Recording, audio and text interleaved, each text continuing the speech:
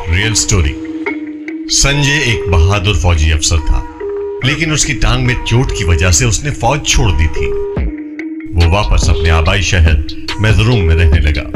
एक रात वो अपने दोस्त सुनील के साथ अपने घर से कुछ फासले पर बैठा था। रात हो चुकी थी और उसकी वजह से पूरी सड़क बिल्कुल सुनसान हो गई थी। संजय और उसके दोस्त ने उस सड़क पर गाड़ी आने की आवाज सुनी और देखा कि एक सफेद रंग की कार उनकी तरफ आ रही है। वो गाड़ी उन दोनों के सामने आकर रुक गई और ड्राइवर ने अपना शीशा नीचे किया। एक अधेड़ उम्र का आदमी गाड़ी चला रहा था। वो अमीर लग रहा था, लेकिन वो आदमी थोड़ा सा डर गया। उसने संजय और सुनील को देखा और उन्हें बताया कि उसे उन दोनों की मदद की जरूरत है और फिर मदद के बदले में वो उन्हें बहुत सारे पैसे देगा। उस आदमी ने पैसों से भरा एक ब्रीफकेस उनके सामने रखा।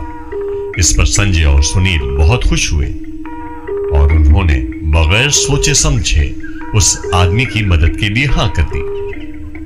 संजय और सुनील को यह सब बहुत अजीब लग रहा था। वो दोनों उस आदमी के साथ गाड़ी में जा रहे थे। उस गाड़ी में एक अजीब सी ठंडक थी। वो शख्स उन दोनों को सड़क से दूर जंगल में ले गया। उसने गाड़ी वहीं रोक दी और गाड़ी के ट्रंक से 2 बेलचे निकाले। उसने वो दोनों बेलचे संजय और उसके दोस्त को पकड़ाए और फिर ट्रंक में पड़ा एक अजीब पुराना डब्बा निकाला। उस आदमी ने दोनों से कहा कि वो संदूक को दफन कर दें और कहा कि इस काम के लिए उनकी मदद की जरूरत है। उस डब्बे को देखकर संजय अचानक घबराने लगा, लेकिन वो कुछ न कह सका। इससे पहले कि उसका दोस्त उसे खींचकर जंगल के थोड़ा अंदर ले गया। वो दोनों अभी गड्ढा खोद ही रहे थे कि सूट वाले आदमी ने गाड़ी स्टार्ट की और तेजी से वहां से निकल गया। वो शख्स पैसों से भरा ब्रीफकेस भी वहीं छोड़ गया था।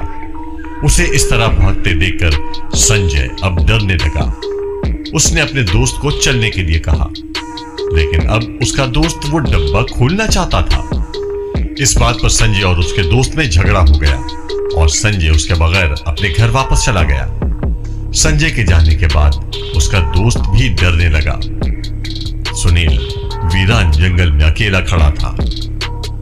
उसके हाथ में एक अजीब सा डब्बा था, लेकिन कहा जाता है ना, इंसानी दिमाग बहुत खतरनाक चीज है।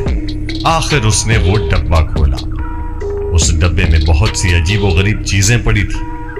पुरानी अंगूठी, किसी की कंघी, सिक्के और पता नहीं क्या क्या। अचानक वो उस डब्बे में गुम हो गया, मानो किसी ने उसे हिप्नोटाइज कर लिया हो। तब सुनील को बड़ा झटका लगा और वो उस डब्बे से दूर जा गिरा। फिर उस डब्बे के अंदर से एक औरत की आत्मा निकली। वो आत्मा बहुत खौफनाक सफेद रंग की परछाई थी।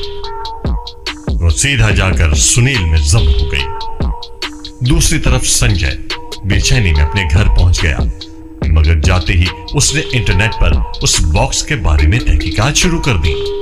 उसने कुछ ऐसा पाया जिससे उसके होश उड़ गए। वो बॉक्स जोन है। ये सिर्फ एक किताब थी जो तदफीन के लिए मिली थी।